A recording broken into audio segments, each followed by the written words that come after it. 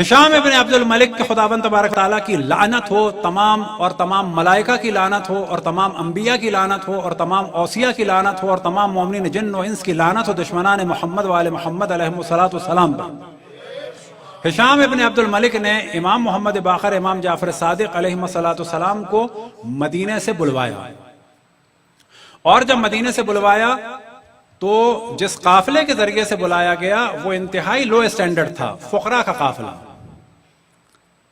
پھر شاید ایک واقعہ اسی سفر میں ہوا یا کسی اور سفر میں ہوا، اور زیادہ امکان یہ ہے کہ اسی سفر میں ہوا کہ راستوں میں کہلوا دیا تھا مسلمانوں سے کہ جو اس قافلے میں یہ آ رہے ہیں یہ دونوں باپ بیٹے یہودی ہیں، انہیں کھانا نہ دینا، پینا نہ دینا۔ پھر جب یہ مدین پہنچے اور وہاں پر بھی امام کی توہین ہوئی تو امام ایک پہاڑ پر چڑھے اور اس کے بعد فرمایا انا بقیت اللہ، بقیت اللہ خیر لکم ان کنتم مؤمنین و انا بقیت اللہ۔ ایک بزرگ نے جب سنا تو انہوں نے کہا کہ مجھے یہ بتایا گیا تھا کہ یہی جملہ حضرت شعیب نے یہاں پر کہا تھا، اور پھر جا کے پوچھا آپ کون ہیں تو آپ نے بتایا میں فرزند رسول ہوں۔ بعد میں ان لوگوں نے اس شخص کو قتل کروا دیا، یعنی بنو امیہ والوں نے۔ کیوں کہ تمام لوگ امام کے طرفدار ہو گئے تھے۔ اب جب یہ رپورٹ پہنچی کہ بھائی ان کی تو توہین کرنے کو کہا گیا تھا، ان کی حمایت کیسے ہوگی، کہا اس نے بوڑھے نے کروائی، اس بوڑھے کو مروا دیا۔ اب جب امام پہنچے دمشق تو ان کو جو فقیروں کی سرائے تھی وہاں پر ٹھہرایا گیا زبردستی، اور 3 دن کے لیے ان دونوں ائمہ کو اس خبیث نے یعنی ہشام نے اپنے پاس نہیں آنے دیا۔ پہلے بھی مناظرے ہو چکے تھے، اب ان کی خواہش تھی کہ مناظروں میں تو یہ جیت جاتے ہیں، کسی اور طریقے سے امام کی توہین کرائی جائے۔ لہذا اس نے اہتمام کیا کہ نشانہ بازوں کو بلا کے محل میں رکھا اور ایسا ظاہر کیا جیسے کہ محل میں نشانہ بازی چل رہی ہے، اور اس دوران کہا کہ جاؤ ان دونوں کو لے کے آؤ، یعنی امام محمد باقر، امام جعفر صادق علیہ السلام کے لیے کہا کہ جاؤ محمد کو اور جعفر کو لے کے آؤ۔ کب لے کے آؤ؟ کوئی محفل نہیں ہے، ہمارا مقابلہ چل رہا ہے، ہم کھیل رہے ہیں، باغ میں بیٹھے ہوئے ہیں، ایسے میں لے کے آؤ۔ اب جب لے کے آئے تو اس کو بڑا جنون چڑھا، کیونکہ امام نے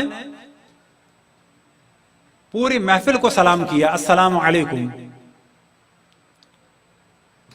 اور پھر امام فرماتے ہیں ان کو بیٹھنے کو نہیں کہا گیا، اور فوراً کہا گیا کہ ارے مرحبا،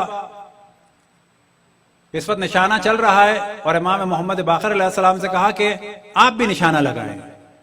امام نے فرمایا میں بوڑھا ہو چکا ہوں، مجھے معاف کرو۔ اب اس نے کہا یہ تو اچھا موقع آیا، مناظروں میں تو جیت جاتے ہیں، اب ان سے میں نشانے لگواؤں گا، کبھی ادھر جائے گا کبھی ادھر جائے گا، اور مذاق بنے گا ان کا پورے میں۔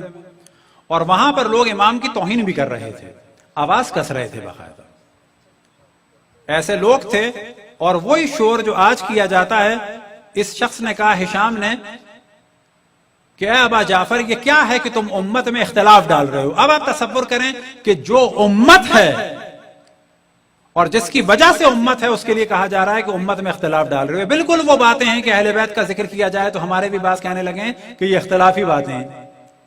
بابا اسلام اشرف الانبیاء سے ملے گا، اگر کوئی ناراض ہوتا ہے تو ہو جائے، ہمیں ایسے اتحاد کی ضرورت نہیں ہے جو اشرف الانبیاء کی تعریف سن کے اس کو آگ لگے۔ اب اگر اتحاد اس میں ہوتا ہے کہ اشرف الانبیاء کو معاذ اللہ امی اور جاہل کہا جائے، اور اگر ہم کہیں کہ نہیں وہ جاہل نہیں ہے، امی نہیں ہیں، اور کوئی ناراض ہوتا ہو تو اس کو ہم اتحاد کی دعوت دیں، اشرف الانبیاء کو جاہل کہیں گے یا اسے ناراض کریں؟ کیا کریں؟ ناراض کریں گے ہم۔ کوئی اہل بیت کے فضائل سن کے ناراض ہوتا ہے تو ہم اتحاد کریں اہل بیت کے فضائل چھپا کے؟ کوئی اتحاد کرنا چاہتا ہے قاتلان حضرت فاطمہ کے ہماری زبان سے فضائل سن کے تو ہم اتحاد کریں؟ ہم حقائق بتائیں گے بغیر گالی کے، بغیر گلوچ کے، بغیر بدتمیزی کے۔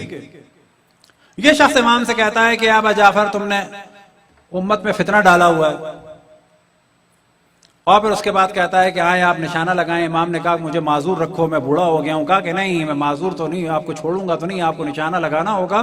اور پھر اس نے امام کے آگے کمان بڑھایا، تیر بڑھایا، امام نے کمان لے کر جو ہے تیر چلایا اور نشانے پہ جا کے تیر لگا۔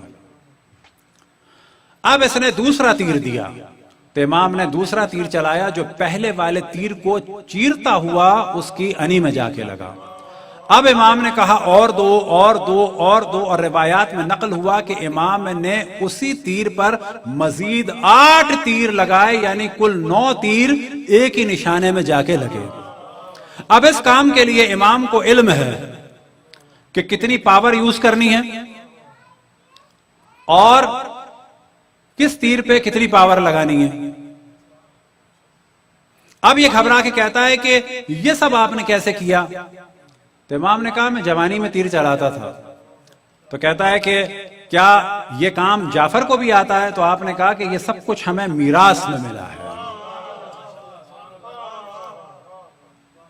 وہ محفل کے جس میں امام کی توہین ہو رہی تھی، اب وہاں پر کس لیول کے لوگ تھے؟ نشانہ لگانے والے. امام نے حجت تمام کی نشانہ لگا کے حضرت موسیٰ کے سامنے جو محفل منعقد کی گئی تھی جادوگروں کی تھی، تو حضرت موسیٰ نے حجت تمام کی جادوگروں کے جادو کو باطل کر کے. امام زمان علیہ السلام جب آئیں گے تو وہ حجت تمام کریں گے. لوگوں کو حق ہوگا ایک بینکر کو کہ امام سے پوچھے کہ فلانے سال میں یہ پرابلم ہوا تھا، اس پرابلم کی وجہ کیا تھی، آپ مجھے ثابت کریں. مجھے قرآن نہیں سمجھ میں آتا، مجھے حدیث نہیں سمجھ میں آتی، آپ اس مسئلے کے ذریعے سے میرے ایمان کو قوی کریں. یہی چیزیں سبب بنی کہ امام کو زہر دیا گیا. اجرکم علی اللہ.